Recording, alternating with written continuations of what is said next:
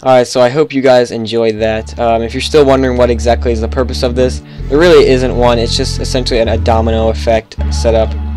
One thing sets off the next, like a chain reaction, and I think it looks pretty cool. Some of the stuff might have been kind of hard to follow, so I'm just going to real quickly do a breakdown of what exactly was happening. So this is the initial trigger here. These buttons set off an arrow that shoots into this button here. It sets off this pressure plate, which will throw a dirt onto this pressure plate. Oh, I'm sorry. It sets off this dispenser, which will throw a piece of dirt onto this pressure plate. And then it'll do that all the way down. This will shoot out a piece of dirt onto this, onto that one. This one will shoot out into this water stream. The dirt block will travel down the stream. It'll hit this pressure plate, and it'll shoot a fire charge up into this sand block. Now you're probably noticing that sand usually doesn't float, and neither does this redstone right here, or pressure plates or any of this stuff. The way I achieve this is I just take some sand or gravel, whatever I want to float. Using World Edit, just delete what's underneath it. So if I cut this out, we just have a floating block.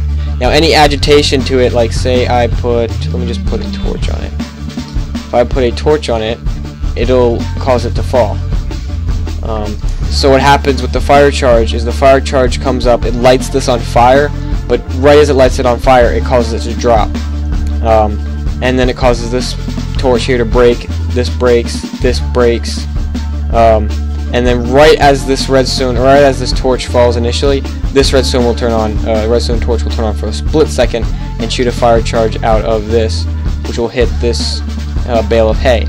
This will burn for a few seconds. When this is finished burning, the sand will drop onto this pressure plate, set off this, which will shoot an arrow into the sky. When you shoot the arrow up, it'll break all of these pressure plates floating here.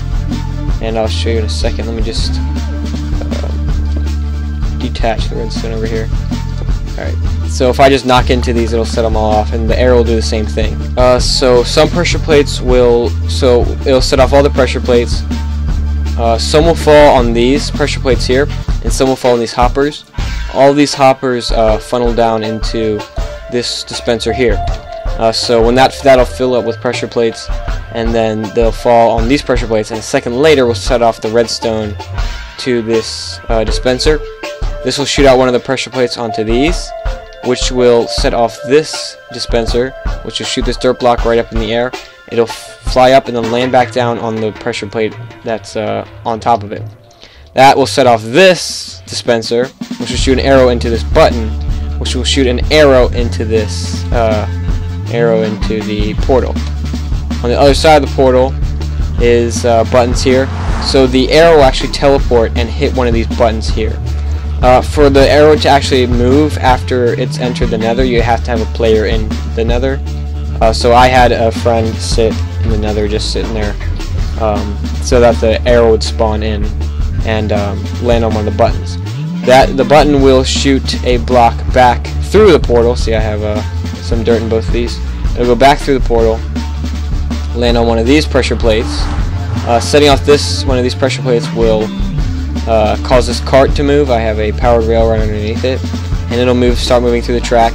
It'll pass over this detector rail, or activator, or whatever they're called, and that'll set off a redstone circuit over here, which will, in a few seconds later, will push this piston out, and I'll explain what that does in a second. But so the cart goes up this floating track and stops right here. It'll stop and just sit there.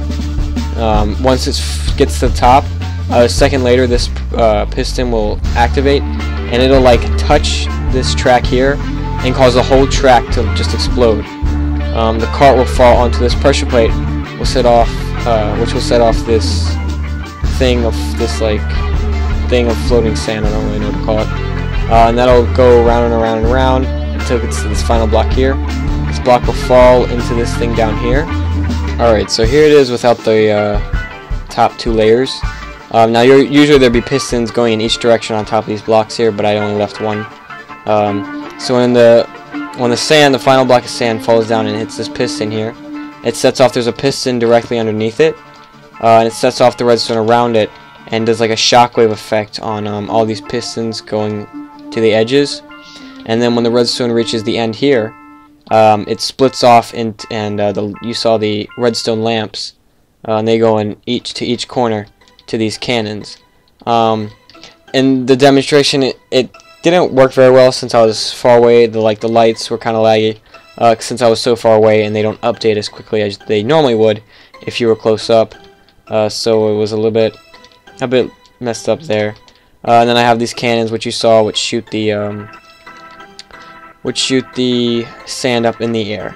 So that's pretty much everything. If you want to see a video on how to build the cannons, I'll have a link in the description and an annotation. If you want the world download, just send me a private message with your email, and I'll send it to you as a compressed zip file as soon as I get it. And if you have any questions, go ahead and leave a comment. If you liked it, leave a like, and thanks for watching.